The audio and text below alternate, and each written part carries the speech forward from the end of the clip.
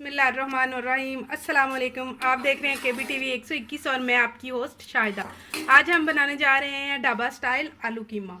मैंने लिया आधा किलो कीमा, थोड़ा सा पानी ऊपर रखा, जब वो गर्म हो गया तो उसमें मैंने कीमा डाल दिया। अब इसमें मैं डाल दूँगी आलू जो मैंने पहले ही काट के रखे हुए हैं। बिस्मिल्लाहिर्रहमानिर्रहीम, ये डाल दिए। इसको मैंने 2-4 उबाले दिलवाने हैं कि ये कच्चा पक्का सा हो जाए, आधा कच्चा पक्का। इसमें मैं डालूंगी 1 0 साइज चम्मच हल्दी का और 1 चम्मच 0 साइज ही नमक का। अब मैं इसको ढाँप देती हूँ। इसको 3-4 उबाले आएंगे तो ये कीमा आपको पता है जल्दी पक जाता है।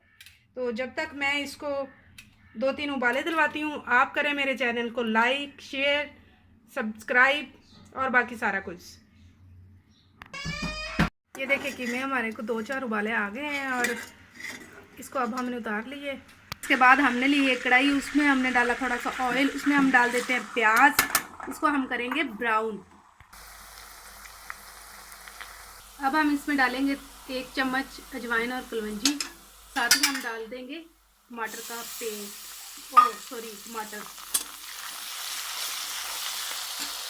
इसके बाद 1 चम्मच लाल मिर्च पाउडर और 1 चम्मच ही दड़ा मिर्च का, वो भी हम इसमें डाल देते हैं।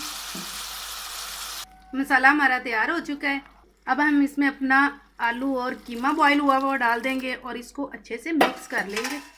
मिक्स हो चुका है। अब हम इसको अच्छे से 15 से 20 मिनट तक हल्की आंच पे भूनेंगे। साथ ही हम डाल देंगे ज़ीरा पाउडर और धनिया पाउडर।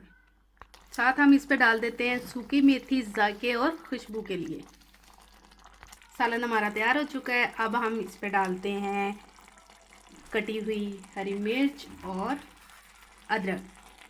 चलेंगे, ढाबा स्टाइल कीमा हमारा तैयार हो चुका है। इजाज़त दीजिए, मिलते हैं अगली वीडियो में। अल्लाह हाफिज़।